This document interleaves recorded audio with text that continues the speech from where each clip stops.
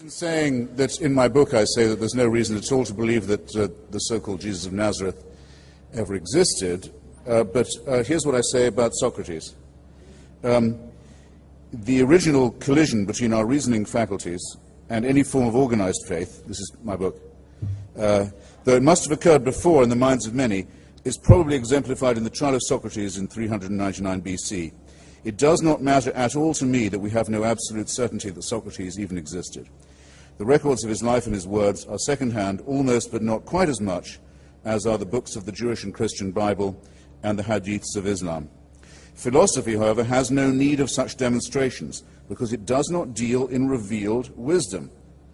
Now, as it happens, we do have some very good descriptions of the life of Socrates that make his existence to me plausible, but it doesn't matter to me at all whether he was real or not. What matters is that someone advanced his method of reasoning, his testing of evidence against experience, his commitment to a certain kind of dialectical honesty, and that if it hadn't been him, it would have been someone else. So that's what's precious to me.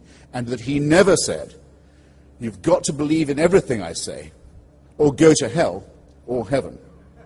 Because, and here's why you've got to agree with me, because my mother never went to bed with anybody. And that proves the truth of what I say. Or by the way, I must have looked very dead when they took me down from the cross, but I didn't die. And that proves my point.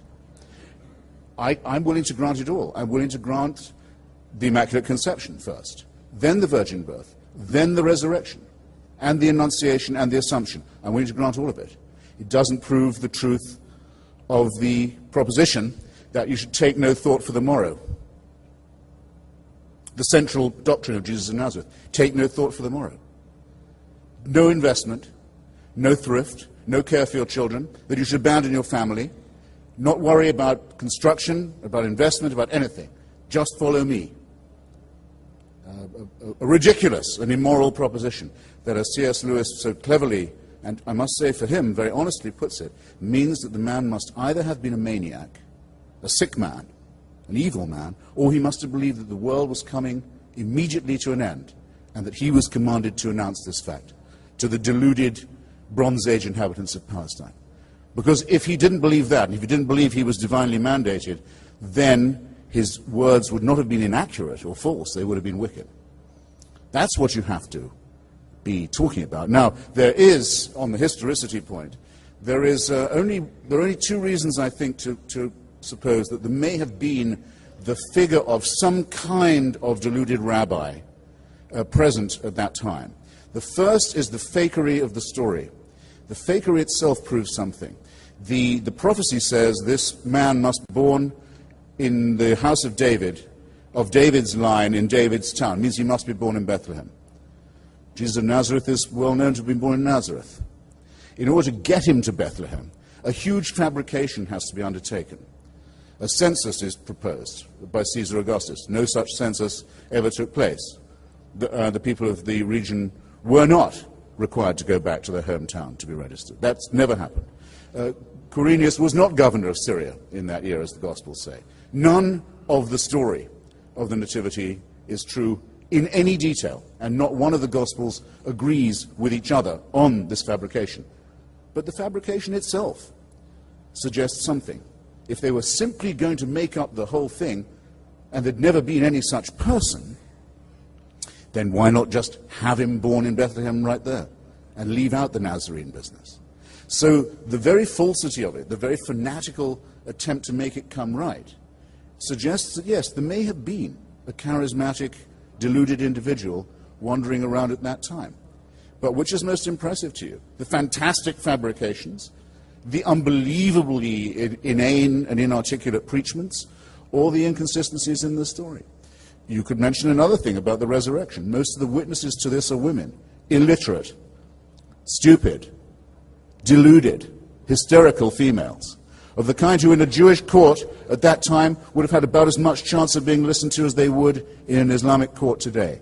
What religion that wants its fabrication to be believed is going to say, you've got to believe it, because we have some illiterate, hysterical girls who said they saw this? No, it's impressive to me. It's impressive to me that the evidence is so thin, and is so hysterical, and is so feeble, and is so obviously, strenuously cobbled together, because it suggests that something was going on. There was some character. And I don't want to, therefore, to profane those who think that no, that there must have been something, and say, no, there was nothing. This is not a whole cloth fabrication, but it is a very human and very intelligible and very pitiable, I think,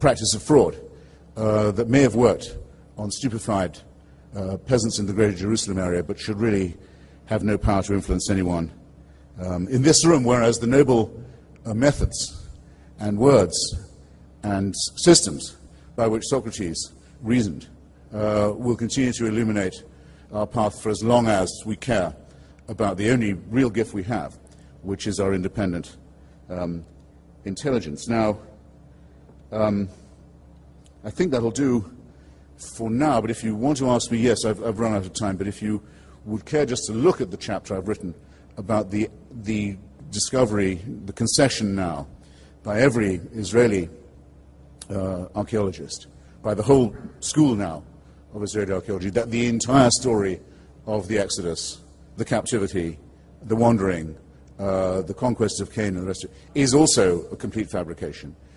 You will see a perfect collision between the two things that do allow us to make progress as scholars and intellectuals, the weighing of evidence against interest.